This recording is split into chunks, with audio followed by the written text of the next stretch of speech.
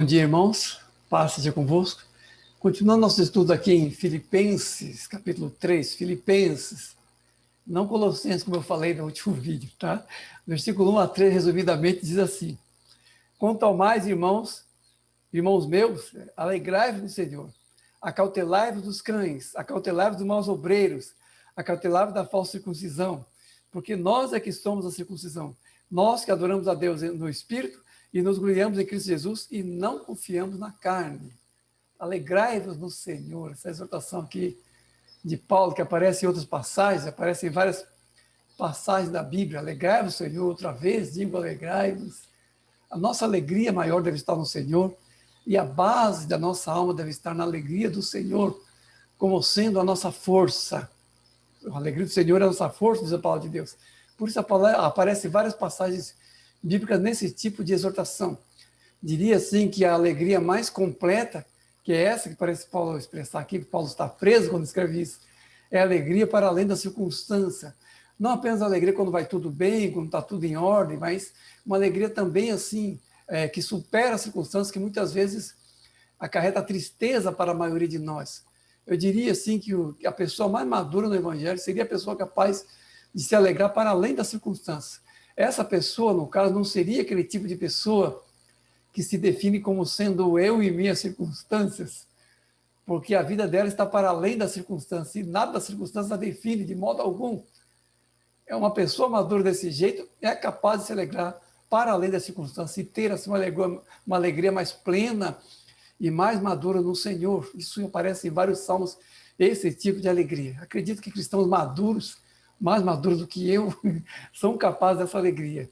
Está como possibilidade, mas nós devemos estar crescendo nesse fruto do Espírito chamado alegria. Cada um de nós é um fruto do Espírito e nós devemos estar crescendo também nisso, na alegria do Senhor. Depois fala aqui, acautelai-vos dos cães, outras advertências, acautelai-vos dos cães.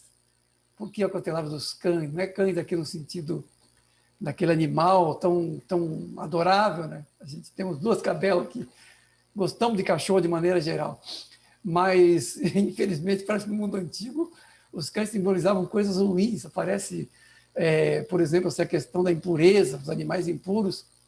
Os cães estavam como animais impuros lá no antigo Israel. Nós vemos assim, até uma certa referência disso, quando o Senhor diz assim, não atireis coisas santas aos cães, e nem as vossas pérolas a porcos, para que eles não calcam os pés e não venha contra vós.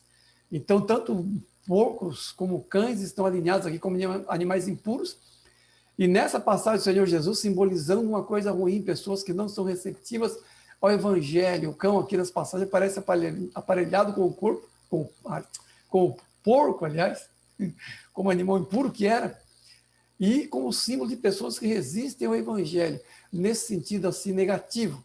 Eu moro aqui em Foz do Iguaçu e aqui tem muito islâmico, e até hoje para os islâmicos os cães são animais impuros, eles não costumam ter cachorro, não costumam ter esse animal. Ainda é para eles válido isso, mas eu acredito que, com relação à lei, obviamente que isso já foi superado como tudo o resto. Acredito que os judeus de dia devem ter cães de estimação, como qualquer um de nós. Mas o fato é que nessa passagem ainda aparece nessa imagem negativa do cão, do cão, como pessoas assim, adversas ao Evangelho, ou pessoas assim que vão distorcer o Evangelho de alguma maneira, porque aqui a exortação geral parece tender a falsos ensinamentos. Então, os cães seriam pessoas assim, judaizantes ou não, que distorcem os ensinos do Evangelho. Então, os irmãos têm que tomar cuidado com os cães nesse sentido, no sentido de pessoas que distorcem o Evangelho, porque ele continua, inclusive, falando, acautelai-vos dos maus obreiros, acautelai-vos dos maus obreiros, ele fala em seguida, que são o quê? Pessoas do ministério que não cumprem o ministério, porque, infelizmente, distorções sempre houve. E nós vamos ver aqui algumas passagens do Novo Testamento ainda, em que Balaão aparece como o pai espiritual do ministério mercenário, das pessoas que usam o evangelho para se enriquecer ou distorcem os ensinamentos do evangelho. Esses são os maus obreiros, dos quais Paulo falou que era para se acautelar. E aqui, sinceramente, não vale aquela ladainha que sempre usa em relação a Davi e Saul, quando fala que Davi se submetia a Saul, mesmo Saul estando desviado, e usando isso como imagem para que uma pessoa se submeta ao seu pastor, mesmo sendo ele um picareta, mesmo ele sendo uma pessoa que não tem realmente um exemplo de vida ou coisa parecida. Esse ensinamento é um ensinamento definitivamente errado. Aqui claramente fala, cautelai-vos dos maus obreiros. Eu sempre digo para as pessoas aqui da minha comunidade, olha, se vocês desconfiarem de mim, tiverem motivo para desconfiar da minha integridade pessoal, ou da minha integridade assim, financeira, ou coisa do tipo, saiam dessa igreja e procurem outro, porque não sou um bom pastor para vocês. E Paulo fala claramente aqui, acautelai-vos dos maus obreiros. Eu sempre mencionei essa passagem como estando em Timóteo, eis que ela está aqui em Filipenses, me enganei, achei que estava em Timóteo essa passagem, mas está dizendo aqui para se acautelar, então, contra todo tipo de engano. Então, se tem pastores que dizem que nós devemos nos submeter, que vocês, ovelhas, nós ovelhas, ou vocês, ovelhas, se devem submeter a pastores, mesmo pastores que são enganosos, mesmo pastores que não vivem segundo a palavra, aqui diz exatamente o contrário, diz que é para evitar. Procure um pastor realmente seja uma pessoa de Deus, uma pessoa que ora, uma pessoa que te pastoreie, tenha uma cobertura de uma pessoa realmente espiritual sobre si. Não se coloque debaixo de cuidados de pessoas que você sabe que são desonestas de alguma maneira, que você sabe que não são pessoas de oração, não são pessoas consagradas, não são pessoas que têm vida com Deus. Acautelai-vos dos maus obreiros, Paulo está dizendo aqui. Acautelai-vos da falsa circuncisão, porque nós é que somos a verdadeira circuncisão. Aqui, de novo, aquela questão da circuncisão que foi falado bastante lá em Romanos, em Gálatas, sobre a questão assim, do que é superado pelo Evangelho em relação àquilo que eram ritos do Antigo Testamento e que eram sinais de pertencimento a Deus. De fato, a circuncisão era um sinal feito na carne e que era um sinal assim, de pertencimento, mas não é nada disso agora. E agora Paulo fala, acautelar da falsa circuncisão, por quê? Porque a circuncisão verdadeira é a do coração, como já vimos, cujo louvor procede de Deus e não dos homens. É disso que Paulo está falando. As pessoas que se apegam na circuncisão falsa, nessa circuncisão judaica, são judaizantes, legalistas, estão perturbando o evangelho, naquilo que o evangelho já tinha avançado para além das fronteiras do judaísmo. E aqui que Paulo está falando, nós é que somos a verdadeira circuncisão. E aí ele fala assim, nós que adoramos a Deus no Espírito e nos gloriamos em Cristo Jesus e não confiamos na carne. Nós que adoramos a Deus no Espírito. Por quê?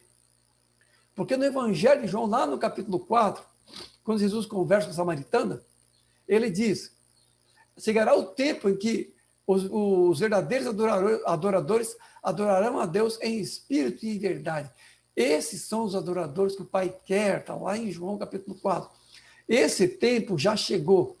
E a circuncisão, como coisa superada de marca distintiva do povo de Deus, não entra mais nas considerações do Senhor, naquilo que configura seu povo, naquilo que mostra a ele quem é seu povo. A circuncisão não entra mais. A circuncisão agora só entra como estorvo e como distorção, porque isso foi superado pelo Novo Testamento. A verdadeira e a falsa circuncisão que Paulo fala aqui é justamente se gloriar no Senhor, ser novo nascido no Senhor e não se gloriar na carne e um ritual judaico que já foi superado pelas realidades trazidas por Jesus. Tá? Depois aqui no versículo 4 a 11, resumidamente, continua Paulo aqui. Bem que eu poderia também confiar na carne, mas o que para mim era lucro, isso considerei como perda, por causa da sublimidade do conhecimento de Cristo, meu Senhor, por amor do qual perdi todas as coisas e as considero como refúgio para conseguir a Cristo. Bem que eu podia confiar na carne. Eu não li os versículos aqui, tudo que ele fala aqui, porque seria muito longo no caso, mas ele fala tudo aquilo que ele tinha como prerrogativa, como judeu praticante. Então ele era hebreu de hebreu, era fariseu, era circuncidado, tudo aquilo que era um orgulho dos judaizantes, aqueles que se orgulhavam na falsa circuncisão, tudo isso Paulo tinha de sobra. Era estudante da lei, aprendia aos pés de Gamaliel, que eram os mestres de destaque na época. Então havia zelo e havia coerência da parte de Paulo. Não era aquele zelo tosco de Pedro lá, que ficou melindroso com Tiago e companhia, como diz lá em Gálatas 4, mas ele mesmo nem era praticante da lei. Paulo, no caso, não. Paulo era realmente muito praticante. Mas ele fez o quê? considerou tudo como perda pela sublimidade do conhecimento do Evangelho. Cada um de nós tem um ponto de decisão. Cada um de nós tem um ponto assim, que tem que renunciar a alguma coisa. E muitas vezes esse apego é muito grande e essa renúncia vai ser provavelmente dolorosa. Vai ser uma ruptura, uma cisão na nossa carne, na nossa alma. Mas se ela nos vier como ponto assim de dilema e de decisão entre o Senhor e aquela coisa a qual nos apegamos, e aquela coisa a qual nos aferramos, e aquilo que recebemos como tradição, como valor, como princípio, o que for, temos que fazer o corte, temos que nos submeter a essa cirurgia do Espírito. Tirando da nossa vida aquilo que não pertence ao Senhor, seja qual for o nosso grau de apego. Porque aqui, obviamente, está falando de uma tradição muito forte de Paulo, da questão do que tinha recebido lá do judaísmo, e que tem agora o vitimado, e que tem agora feito com que pessoas que não passaram por esse processo que ele passou, o perseguem agora. Às vezes até incompreensões dentro da própria igreja, de pessoas que não fizeram esse corte radical em relação a uma tradição. No caso de Paulo, era o judaísmo, mas no caso de outras pessoas, podem ser outras formulações religiosas. É difícil, muitas vezes, para um muçulmano se converter pelas tradições que vêm carregadas no islamismo, ou pessoa de uma tradição budista, ou pessoa de uma outra tradição mais forte. Tivemos aqui no nosso meio uma pessoa que era cigana, ou tinha uma tradição cigana, e que depois decidiu continuar sendo cigana. Não quis largar a cultura cigana pelo Evangelho. E Paulo aqui fala, considero como perda, considero como refúgio. Refúgio aqui, se fosse traduzir, gente, seria uma palavra muito feia aqui, sabe? Considero como bosta. É isso que ele quer dizer aqui. É um monte de bosta, isso aí tudo. Tudo isso aí. Que aquilo que era considerado de mais excelente, apesar de ser coisas religiosas, apesar de ser coisas assim, que os judeus que não se convertem ainda acham que é de Deus, para Paulo é isso, é estrume. Por quê? Porque em relação ao Evangelho é o que é. Por quê? Porque todo zelo humano, seja religioso, seja pessoal, seja o que for, são trapos de imundície perante o Senhor. Portanto, quando Paulo chama de refúgio, aqui uma palavra suavizada aqui na tradução, quando ele chama de refúgio, ele está sendo, ou Paulo, ou a pessoa que traduziu aqui o Evangelho, está sendo condescendente quando compara o zelo humano, seja qual for o zelo, ou a qualidade do zelo, em relação à excelência do conhecimento de Cristo. Nós temos que renunciar a coisas excelentes, se essas coisas excelentes não são coisas do Evangelho, ou não são coisas que cooperam com o Evangelho, ou são coisas que de alguma maneira vão rivalizar com o Evangelho. Uma vez eu perguntei para as pessoas aqui, no estudo bíblico, vocês já renunciaram a algum pecado? Vocês já renunciaram a algum vício? Já renunciaram a alguma mania, alguma coisa ruim? Já, tá. Já renunciaram a alguma coisa boa? Já renunciaram a alguma virtude pessoal pelo Evangelho? Aí ficou aquela cara de paisagem. Porque não ocorre ao crente que é refúgio aquilo que considera a sua virtude. O crente não considera assim. O crente, ele acha que são valores agregados, aspectos de seu temperamento, aspectos de seu legalismo pessoal, aspectos de seu zelo pessoal, como coisa do Evangelho, como parte do Evangelho. Ele acha que a virtude humana são valores agregados do Evangelho. Não são. Não são. E quando renunciamos a tudo perante o Senhor, temos que renunciar a tudo, inclusive a coisas virtuosas. A coisas que para nós são virtuosas. São virtuosidades da carne e não são nada no Evangelho. Tudo aquilo que temos de virtuoso, seja recebido por tradição, seja recebido por educação, seja uma coisa do próprio zelo pessoal, não é nada perante o Evangelho. E devemos renunciar a essas coisas também. Nós não devemos nos enganar quanto a isso. E achar que virtudes pessoais são parte do Evangelho. Não são. São apenas um tropeço e um engano muitas vezes. Porque, eu já disse antes, os maiores pecados dos crentes são as suas virtudes, ou aquilo que eles consideram a sua virtude. Os crentes não têm problemas com aquilo que são coisas eminentemente pecaminosas, mas o zelo maior dos crentes é o que é o seu pecado muitas vezes. seu apego, muitas vezes, a coisas desse tipo. Nós temos que procurar o excelente mais verdadeiro, não o excelente de maneira geral, não o excelente da virtude, da virtuosidade, mas o excelente mais verdadeiro do Evangelho. É só isso que interessa para nós. Apegos ancestrais não nos salvam. Apegos pessoais são enganos do coração e nós devemos estar alertas quanto a isso, não nos deixar enganar pelo nosso coração quanto a isso. Depois, continuando, finalizando já no 12 a 21, resumidamente, diz assim: não que eu tenha já recebido ou tenha já obtido a perfeição, mas uma coisa faço, esquecendo-me das coisas que para trás ficam e avançando para as que diante de mim estão, prossigo para o alvo, para o prêmio da soberana vocação de Deus em Cristo Jesus. Todavia, andemos todos de acordo com o que já alcançamos, pois muitos andam entre nós, que são inimigos da cruz de Cristo. O destino deles é a perdição, visto que só se preocupam com as coisas terrenas, pois a nossa pátria está nos céus, de onde também aguardamos o Salvador, o qual transformará o nosso corpo de humilhação para ser igual ao corpo da sua glória.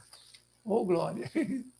Não que eu já tenha recebido, eu já tinha obtido, Paulo fala aqui. Ele considera o quê? Uma pessoa em construção. Paulo se considera alguém ainda em obras, como se diz, né? É alguém em obras. Né? Então, ele não considera como alguém que já tem alcançado a perfeição, mas é uma pessoa que persevera naquilo para o qual ele mesmo foi conquistado por Cristo, como ele diz noutra passagem, que nessa aqui mesmo que eu li resumidamente aqui, na verdade. Aqui não é, obviamente, aqui a perfeição moral. Não é a perfeição moral que ele diz aqui, num sentido assim, filosófico, talvez, ou assim um nível assim, de retidão irrepreensível no sentido meramente humano, não. Mas é a perfeição da estatura do Evangelho, a estatura madura de um cristão. O que ele diz aqui, que ele não tem obtido ainda, e que ele prossegue, é a perfeição da estatura de um cristão maduro. É isso que ele está dizendo aqui. Não está falando de maneira nenhuma estatura assim de infalibilidade ou coisa parecida, ou perfeição no sentido estritamente moral. Mas a maturidade, nós também devemos ter a maturidade do Evangelho como norma, como alvo da nossa trajetória. Estamos sempre em busca disso. Para isso, esquecendo as coisas que para trás ficam e avançando para os que estão adiante. Porque o que está para trás em relação a Paulo é a mesma coisa que deve estar para trás em relação a nós. Sejam coisas pecaminosas, sejam coisas legalistas, sejam coisas eminentemente pecaminosas que largamos, sejam virtudes que achamos que tínhamos. As duas coisas têm que ser deixadas para trás, porque as duas normas, cada um em seu próprio patamar, são enganos que militam contra o Evangelho. Paulo não teria falado aquilo que falou sobre suas tradições e valores judaicos, se não fossem as coisas que representam para ele, porque são a mesma coisa, nós temos que entender isso.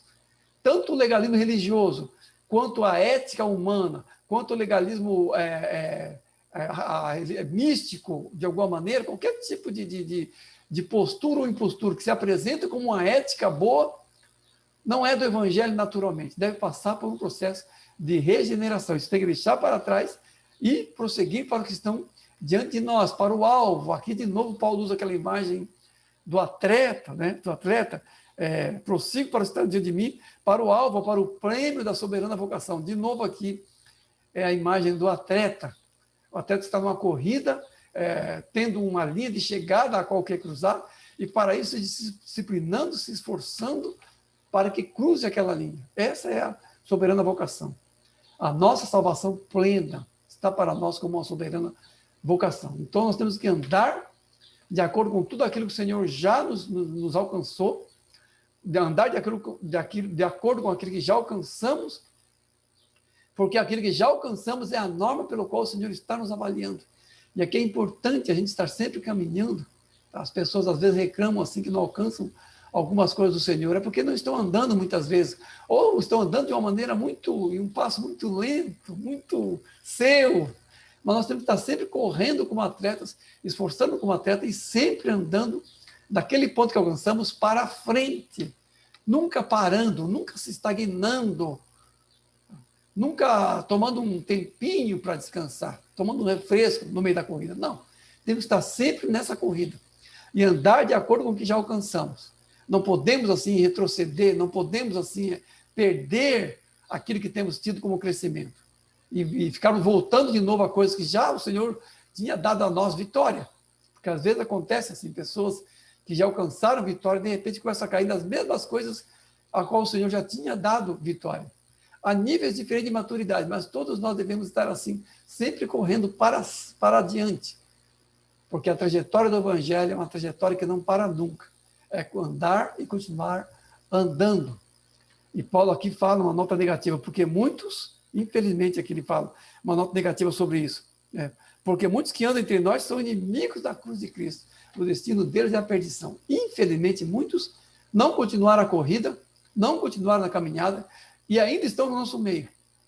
E são inimigos da cruz de Cristo. Em que sentido? Atrapalhando quem quer chegar, atrapalhando quem quer andar, pregando heresias no nosso meio, pregando coisas distorcidas no nosso meio, pessoas que distorcem a palavra de Deus. São inimigos da cruz de Cristo. Estão no nosso meio. São pessoas até famosas e conhecidas, mas são inimigos da cruz de Cristo naquilo em que distorcem a palavra de Deus e pregam heresias, atrapalham a nossa carreira, atrapalham a carreira de muita gente que se deixa levar por esse engano. O destino deles é a perdição. Por quê? Porque estando no nosso meio, não são dos nossos. Estão no meio da igreja, mas não são pessoas que vivem o Evangelho. Pode até ter sido pessoas que foram do Evangelho em uma época, mas em algum ponto foram se desviando e agora são joio no meio do trigo. São, infelizmente, pessoas que vão enfrentar um juízo, não vão participar da grande salvação. São aquelas pessoas que vai dizer para o Senhor, Senhor, não fiz isso no teu nome, não, nunca vos conheci. O Senhor vai responder isso. Fizemos em teu nome isso, fizemos em teu nome aquilo outro. Não, mas estavam no meio da igreja, mas não eram realmente pessoas de vida com Deus, que é o que importa aqui. Porque para aquele que está em peregrinação, esse lugar onde estamos aqui agora é um lugar provisório, tá? No final, Paulo fala mais assim, voltando de novo ao tema de nossas andanças, nossa peregrinação, da nossa corrida para o alvo, Paulo diz, pois a nossa pátria está no céu, de onde aguardamos o Salvador, o qual transformará o nosso corpo de humilhação para ser igual ao corpo da sua glória. Então, essa é a soberana vocação, é isso aqui. A soberana vocação que ele falou agora há pouco, a qual nós devemos correr, deixando tudo para trás, é essa aqui. É a nossa pátria celeste. É a nova Jerusalém que descerá do céu como noiva adornada para o seu esposo. Está lá em Apocalipse. Novos céus e nova terra. Essa é a nossa pátria definitiva. Essa é a nossa pátria definitiva, da qual todos os que andaram nesse mundo eram peregrinos. Porque esse mundo, não sendo a nossa pátria, é o local de nossa peregrinação. O local onde nós não temos morada definitiva, na qual estamos aqui como estrangeiros, estranhando e sendo estranhos a tudo aquilo que se processa aqui como norma, uma vez que nós não somos desse lugar, uma vez que nós não pertencemos a esse modo de vida, porque a nossa pátria é a nossa pátria celeste, e nossos valores são valores do reino de Deus, é para lá que estamos indo, é para lá que rumamos, e é naquele ponto de encontro, a segunda vinda de Cristo, seremos finalmente revestidos de nossa habitação celestial, e assim estaremos para sempre com o Senhor nos novos céus e na nova terra. Amém? Deus abençoe os irmãos.